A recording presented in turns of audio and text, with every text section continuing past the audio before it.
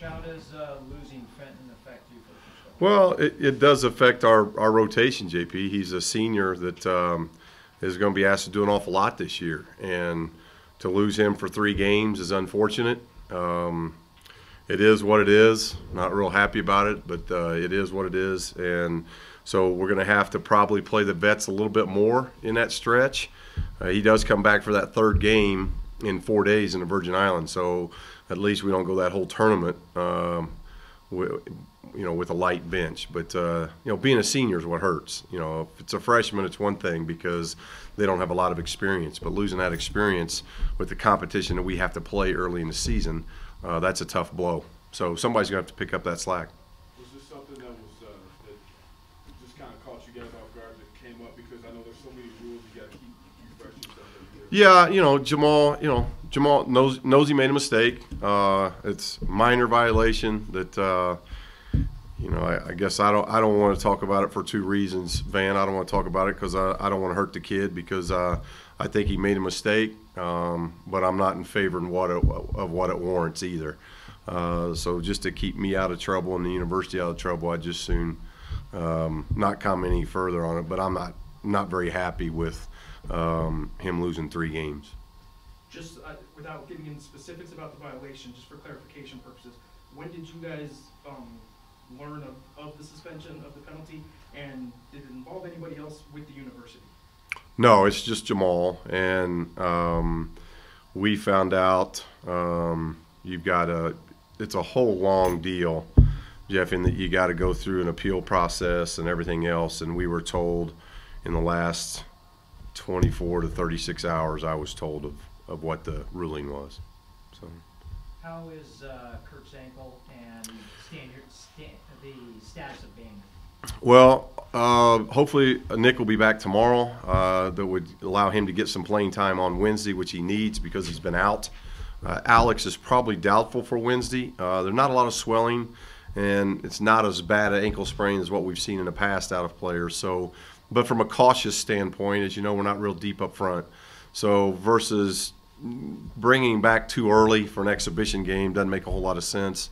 He's getting a lot of reps in practice, so his conditioning is good. We will probably hold him out Wednesday. I don't know that for sure, but I would say he's doubtful for Wednesday. And then he'll resume practice sometime late this week. I know it sounds like you just said, it's not as bad an ankle sprain as there have been in the past.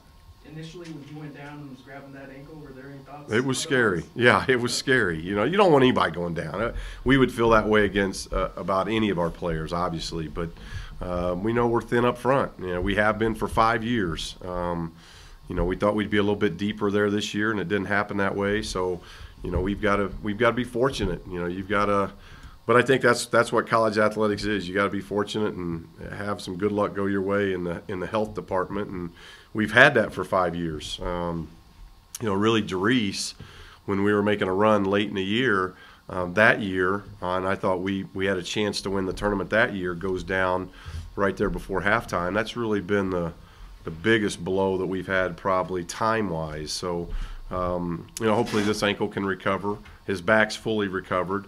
And, we can get him back late this week sometime. Do you have any thoughts on or any comments on the other 2 injuries? There was Kendall, I know he returned, but his ankle, and also Tony's shooting hand. Yeah, Kendall's was more of his leg, and that was just having Cam fall on him. And that's why we say when Cam falls, guys, try to get out of the way.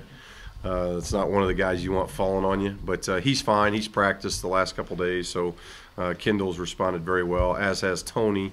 Tony did hit it in the scrimmage again, real late in the scrimmage, but we had a day off Sunday, but he's gotten treatment for it, and I don't think that'll hold him back from missing any practices or anything. You getting closer to finding some combinations you like for when the exhibition game comes? Yeah, and I think we'll do that. We'll do that against Victory and in Highlands obviously next week. And I don't know if it's so much combinations this year, Van, as it is kind of sub-pattern, of how we're gonna substitute. Because if we end up going 4 guards, foul trouble will dictate a little bit about who those 4 guards are. But who's going to be that? That if we end up splitting the bigs and it's Alex and Cam, then how do we handle the 4 guards? Are we going to bring a 4th guard off the bench to sub for the 4 guards that are in, or we got the versatility where you can play Nick, you play Chad, you can play some other guys in that 4 spot, to where maybe you're not saying it's a 4-guard lineup, it's more like 3 guards, a forward, and a center. So it's really trying to figure out how we're going to end up subbing early. And normally, traditionally, you have some games to figure that out. We got to kind of really figure that out. That's why we hope Alex is healthy in our second exhibition. We got to figure out that pretty quickly because of the opponents we're playing. We're playing such a, and I saw a report today where our non-conference schedule is ranked 20th in the country. It was the highest ranked of any of the Mountain West schools. So, you know, we know, and we knew that going in, this was going to be a very difficult non-league schedule, and we're going to get tested right away with Davidson. Their top 7 are back, starting to watch them on tape. You know, they won at Kansas last year. This is a very, very difficult opener, so we got to figure some things out very quickly here in the 1st of November. What are you looking for out of an exhibition game like this one this week? I think the chemistry of how we sub and the flow of how we sub, and as was mentioned, are there combinations that just don't work? They're not going to be feasible. You know, you can say it's a 4-guard lineup. You can also say it might be a 4-point guard lineup because all of them can play point, all of them can play shooting guard, all of them can be a swing. So, you know, they're just 4 versatile guards that if we started today, that would be our lineup. And again, we still got 2 weeks. But and then how that bench, you know, this is a very young bench, but it's an exciting bench to me because it's a bench that has guys that can do a lot of different things pretty well. You know, Pancake brings us a strong, aggressive guard that I think will really help us defensively.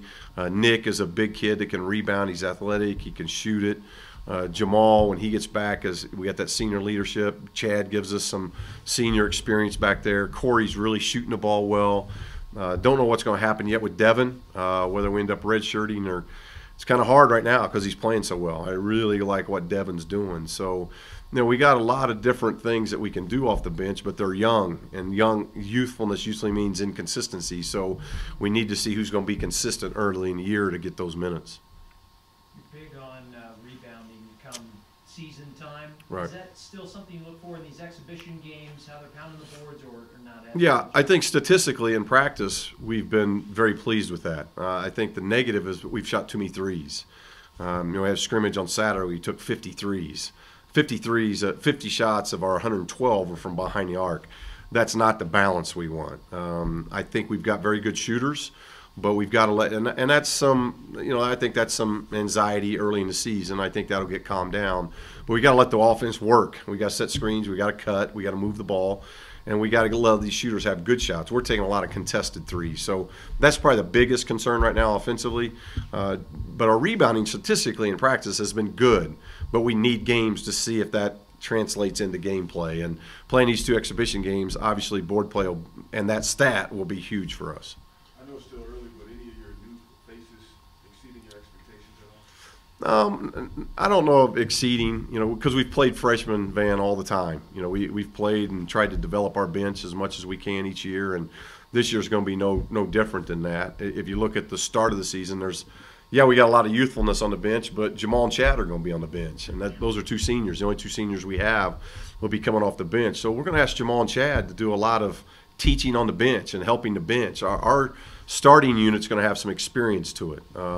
It's that bench that needs, you know, Cam, you know, and I haven't mentioned Cam, but Cam is a guy that could end up starting. I mean, Cam is doing a lot of good things. He had a great scrimmage. So you're going to see Cam and Alex playing a lot, but now how that bench develops, it could be game to game, it could be practice to practice just because of the inconsistency that happens with youth. Is Jamal going to play in the exhibition games? Yes, he's allowed to play in the exhibition games, and we're going to play him for a lot of reasons. One, we got to get him ready for Game 3 in the Virgin Islands because we're going to desperately need him after playing back-to-back games. Hopefully we can win that first one and get a day off in there, but you're going to be playing 3 games, you know, on an island in 4 days. So that'll help with our depth. So we've got to keep him sharp.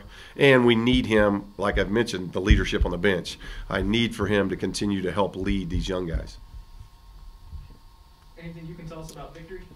Not a whole lot. I think they're from Tennessee, and I think they've won 2 games already. And they play Auburn the night before us. So not their entire team's going to Auburn. So, I think we'll get a fresh. Auburn's only going to get about 8 of their guys. We're going to get all 16 of them. I think is what's going to happen. But, they're exhibition games, and they end up being to where we have some control on what those teams do. In other words, Victory's not going to come in here and play a matchup zone and run a Princeton offense that we see really out of Air Force only. We can kind of set Victory up and talk to Highlands as well.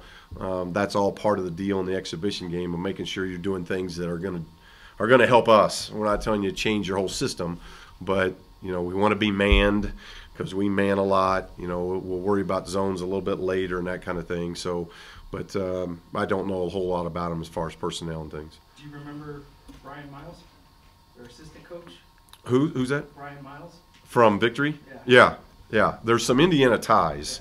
There's a lot of Indiana ties, and we really got to know the staff at Victory, and how Victory came about was through Coach Miller, and that's why they're playing Auburn. And Coach Miller obviously went to Missouri for about a month, and now he's at Auburn. So that's where that tie started. The staff at Victory is pretty close to Ryan, and they know Coach Neal as well. So there's some Indiana ties there.